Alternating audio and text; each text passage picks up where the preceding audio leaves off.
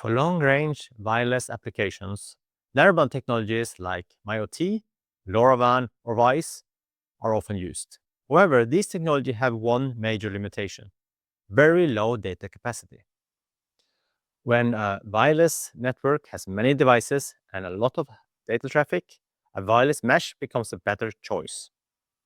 A mesh network multiplies total capacity and still achieves long range through multi-hop retransmissions.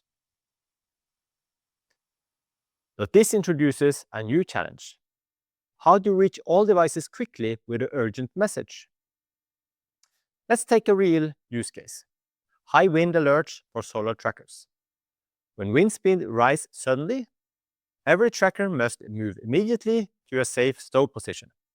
In a mesh network, this requires broadcasting in a mesh, and broadcasting in mesh networks are by nature slow. But Radiocrafts have solved this problem. In RIIM, all devices are time synchronized. This enables us to schedule a special long-range broadcast time slot, or a LP1 time slot if you like. During this time slot, we can send a packet with up to 6 times the reach of a normal packet, allowing us to reach every device in the mesh network directly without multi-hop delays. The results? A broadcast delay in a 200-node mesh network can typically become half a minute to 1 minute long. With this feature, we can broadcast to all nodes in the network within 1 second. That's a game changer for real-time alerts and safety-critical applications. Now we will show a demo with a wind sensor and a solar tracker, illustrating the really low latency in such applications. Here we see the complete test setup with the wind sensor to the right and the solar tracker to the left.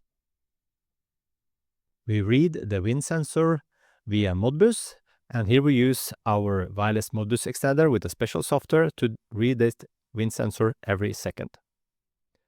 In between, there is one RIIM mesh router. We use attenuator to emulate the range. And at the end, with the solar tracker, there's another RIIM device with more attenuation, which emulate the range.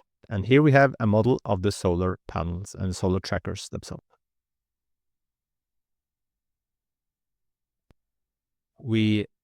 By emulating wind and turning the wind sensor, we make it detect high wind. On the mesh router in the middle, we see that it detects this high wind signal with all LEDs turning on. The board furthest away also turns its LED on. And the solar tracker goes into safe position.